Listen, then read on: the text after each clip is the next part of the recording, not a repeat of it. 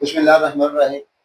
روشن، یہ ذوالحج کا چاند نظر آ گیا آج 2 تاریخ ہے، اس کے حوالے سے بتائیں، وضاحت فرما دیں کہ سننے میں آیا ہے کہ یہ جو 10 دن پہلے نا اولاد کے لیے اور بے شمار اس کے دعائیں قبول ہوتی ہیں، اس کے کوئی خاص وظائف جو آپ اپنے مریدین کو، اپنے محبت کرنے والوں کو، کیونکہ آپ کی بتائی ہوئی چیز اس کی بڑی اہمیت کی عمل۔ بسم اللہ الرحمن الرحیم، اعوذ باللہ من الشیطان الرجیم۔ الحمدللہ ذوالحج کی جو 10 دن ہے نا، اس کی بڑی برکت ہے، اس کی اتنی برکت ہے کہ میں بیان نہیں کر سکتا نا۔ تو میں یعنی سب کو کہتا ہوں، افضل ذکر ہے بسم اللہ الرحمن الرحیم، لا الہ الا اللہ محمد رسول اللہ علیہ وسلم۔ اس کو فجر کی نماز جب آپ شراق سے فارغ ہو جائے، فجر کی نماز سے آپ شراق میں پڑھیں، جو بھی پڑھ سکتے ہیں، جب شراق کے آپ نفل پڑھ لیں تو پھر یہ بسم اللہ الرحمن لا الہ الا اللہ محمد رسول اللہ 313 دفعہ پڑھیں۔ میں تعداد اس لیے بتا رہا ہوں، لوگوں کا رواج شروع ہو گیا ہے، ہمیں بتائیں کتنا پڑھتے ہیں۔ 313 اس لیے بتا رہے ہیں، صحابہ کرام جو ہماری پہلے صحابہ کرام سے 313 کی تعداد تھی، برکت والی تعداد تھی۔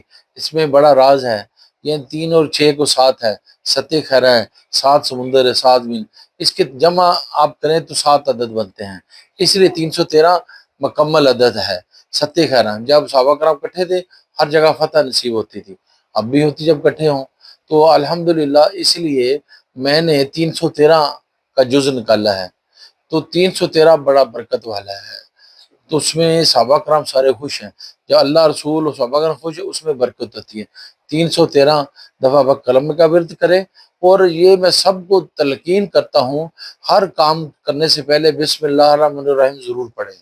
صرف سورۃ توبہ میں لوگ سوال و جواب بھی کریں، سورۃ توبہ میں اکرم صلی اللہ علیہ وسلم نے فرمایا کہ اس میں بسم اللہ، سورۃ توبہ میں بسم اللہ سٹارٹ نہیں ہوتی، باقی ہر صورت میں جو بھی ہوتی ہے اس میں بسم اللہ الرحمن سٹارٹ ہوتی ہے، ابتدا ہوتی ہے، پڑھی جاتی ہے بسم اللہ الرحمن۔ تو ہم بھی کہتے ہیں کہ جب بھی کلمہ پڑھ جائیں اور بسم اللہ الرحمن الرحیم لا الہ الا اللہ محمد رسول اللہ، بسم اللہ الرحمن الرحیم لا الہ الا اللہ محمد رسول اللہ صلی اللہ علیہ وسلم، جب نبی پاک کا نام آنا ہے تو صلی اللہ علیہ وسلم لازمی پڑھنا ہے، یہ اول ترجیح ہے، فیض آپ کو بہت زیادہ ملے گا۔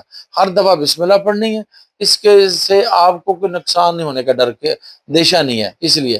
پھر دوسرا ہے، اس کے بعد آپ جب 300 تک کلمہ پڑھ لیں، پھر ام القرآن ام الشفاء سورۃ فاتحہ، اس سے بڑی دعا کو نہیں، اس سے بڑا وظیفہ کو نہیں۔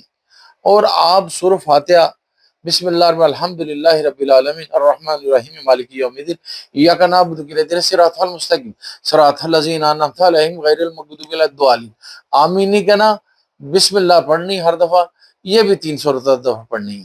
اس کے بعد آپ نے نادی علی، اس کو بسم اللہ الرحمن الرحیم تو یہ نادی علی صغیر ہے، یہ پڑھنا ہے۔ پڑھنے کے بعد یہ ہر دفعہ بسم اللہ لازمی پڑھنی، یہ بھی 300 دفعہ پڑھنی۔ اول آخر 11 درود پڑھنا ہے اس وظیفے کے لیے، اول آخر 11 درود ابراہیم، آخر بھی درود ابراہیم 11 پڑھ کے پھر 2 نفر شکرانے کے پڑھنے، یا اللہ جو میں نے پڑھا ہے اس کی مجھے نفع علی علم بنا دے، میرے لیے یہ لوگوں کے لیے میرے لیے فائدہ مند یہ وظیفہ بنا دیں۔ یہ 7 نفل کی نیت کرنی ہے کہ ہر بندہ پڑھ سکتا ہے۔ ہم کہتے ہیں جو ہمارا پروگرام سن رہا ہے وہ کوئی بھی ہے، منافق نہ ہو تو اس کو فائدہ ہوگا، جو منافق ہے اس کو کوئی فائدہ نہیں ہوگا، جتنا مرضی پڑھ لے۔ شرط ہے اس کو منافقت ختم کرنی پڑے۔ منافقت ایسے ہے کہ مجھے فلاں بندہ برا لگتا ہے تو میں نے اس کو اس وقت تو کچھ نہیں کہا، جب وہ چلے گیا تو میں اس کی برائی شروع کر دوں، اس کے منہ پہ کہوں کہ مجھے تمہاری یہ بات بری لگتی ہے، اپنے آپ کو ٹھیک کرو۔ دل میں منافقت اس کے دل میں ہو اور زبان میں ہو، میں دل میں اور کچھ رکھا ہوا ہے تو زبان میں کچھ اور رکھا ہوا ہے، تو یہ اس کو منافقت ہے۔ اس لیے آپ کو چاہیے دل سے منافقت کر، جو منافقت کرتا ہے اس کو کسی چیز کا اثر نہیں ہوگا۔ میں قربان جاؤں، جنگ بدر کے وقت آپ نے اکرم صلی اللہ علیہ وسلم کافروں سے مخاطب ہوئے کہ میرے صحابی رسول، میری صحابی نے آپ کی گردن کہاں سے اتاری، سب کو آپ باری باری پکار کے وہ کہتے ہیں، حضرت عمر نے فرمایا یا رسول اللہ یہ آپ کی بات سن رہے ہیں؟ آپ نے فرمایا کہ آپ سے بھی زیادہ سن رہے ہیں۔ یعنی صرف منافق سے آپ نے بات نہیں کی، عبداللہ بھائی کو آپ نے کرتا مبارک عنایت کیا لپیٹا، لیکن اسے گفتگو ہی نہیں کی، وہی ہے کہ پہلے میں مجھے منافق ہے، اس کے لیے 100 دفعہ اس فرق میں نہیں بخشوں گا۔ اسی لیے جب غزوہ ہند شروع ہے تو کوئی منافقت کرے گا وہ ذلیل ہو جائے گا. میں پہلے بھی ایک پروگرام میں کہا جو منافقت کر رہا ہے اس کے گھر میں زلزلے جلدی سے مر جائیں گے. یہ تھوڑے دنوں کی بات ہے، اب وہ سالوں کی بات ہے، دنوں کی بات ہے، کیونکہ پاکستان نے پوری دنیا میں حکومت کرنی ہے. کہ یہ آقا صلی اللہ علیہ وسلم نے فرمایا آخری مارکا غزوہ ہند ہوگا، یہ لمبا چلے گا تو ہمیں مسلمانوں کو فتح نصیب ہوگی. یہ لوگوں کو اندازہ نہیں، جو سپہ سالار ہمارے آئے سید ایسے نہیں، اللہ رسول کی مہربانی سے آئے. کوئی کہتا ہے میں میری پیش گوئی، یہ سارے باتیں قرآن و حدیث میں لکھی جو ہم کر رہے ہیں، لیکن کسی کو پتہ چل گیا کسی کو نہیں پتہ. جن کو لادنی عقل سنی میں ان کو پتہ لگ رہا ہے، دوسروں کو نہیں پتہ لگ سکتا. اور منافقت سے دور ہونا چاہیے. بسم اللہ. جی ایسا ہے کہ دوستوں اس مرتبہ ہر مرتبہ ہماری محفل جو ماہانہ کئی سالوں سے جاری ہے وہ قصور میں چاند کے دوسرے اتوار ہوتی ہے. اس مرتبہ جو محفل ہوتی ہے، اس مرتبہ جو جب ذوالحج کا چاند آتا ہے اس میں آستانہ عالیہ اویسیہ ایبٹ آباد میں یہ محفل عید کے دوسرے دن ہوتی ہے.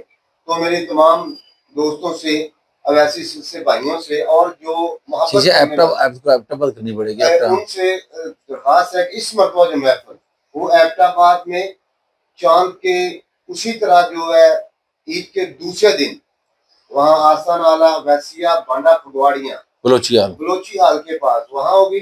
تمام دوست اس میں کوشش کریں میکسیمم کہ وہ عید کے دوسرے دن وہاں محفل میں شرکت فرمائیں، اور جو وہاں بے شمار جو نعمتیں ہیں، بے شمار جو وہاں رونقیں ہیں وہ آپ حاصل کریں.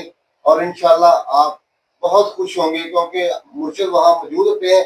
اور ہر چاند عید کے دوسرے دن وہاں قربانی بھی کی جاتی ہے بیل کی، اور وہاں بے شمار مریدین بھی ہوتے ہیں، اور وہاں ایک محفل لگی ہوتی ہے.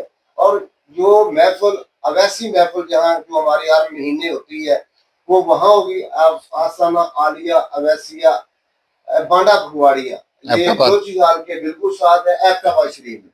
آپ لوگ ضرور شامل ہو. Thank you.